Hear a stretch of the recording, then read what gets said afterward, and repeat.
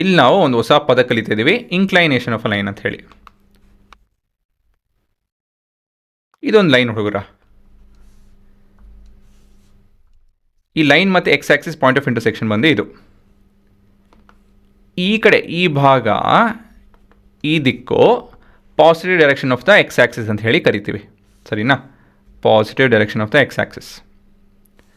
The angle made by the positive direction of the x-axis and the line measured in anti-clockwise direction.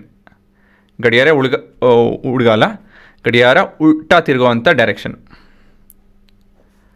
ಆ ಡೈರೆಕ್ಷನಲ್ಲಿ measure ಮಾಡ್ತು ಅಂತ ಹೇಳಿದ್ರೆ this is your inclination of the line ಅಂತ ಹೇಳಿದ್ರೆ angle.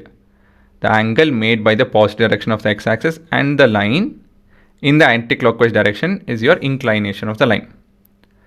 ಈ ಥರ measure ಮಾಡಿದ್ರೆ ಅದು ತಪ್ಪಾಗುತ್ತೆ, ಈ ರೀತಿಯಲ್ಲಿ ಮೆಷರ್ ಮಾಡಿದ್ರೆ ಅದು ತಪ್ಪಾಗುತ್ತೆ. ಸೊ ಯಾವ್ದು ತಪ್ಪು ಯಾವ್ದು ಸರಿ ಅಂತ ಹೇಳಿ ನಿಮ್ಗೆ ಗೊತ್ತಿರಬೇಕು. ಹಾಗಾಗಿ ನಿಧಾನಕ್ಕೆ ಎಕ್ಸ್ಪ್ಲೈನ್ ಮಾಡ್ತಾಯಿನಿ. So that's your line. ಮತ್ತೊಂದು ಎಕ್ಸಾಂಪಲ್ ಕೊಡ್ತಾಯಿನಿ. Say this is line 2. ಈ ಭಾಗ ನಿಮ್ಮ positive direction of the X axis. ಇಲ್ಲಿಂದ ಇಲ್ಲಿ ಮೆಷರ್ ಮಾಡ್ತು ಅಂತ ಹೇಳಿದ್ರೆ that is your inclination of the line, ಸರಿನಾ? ಇದು ನಿಮ್ಮ ಲೈನ್ 1. ಸೊ ಇದೊಂದು ಮುಖ್ಯವಾದ ವಿಷಯ. ಇದನ್ನು ಹಲವಾರು ಬಾರಿ ಉಪಯೋಗಿಸ್ತೀವಿ, ಹಾಗಾಗಿ ಇದನ್ನು ನೀವು ಬರ್ಕೊಬೇಕು.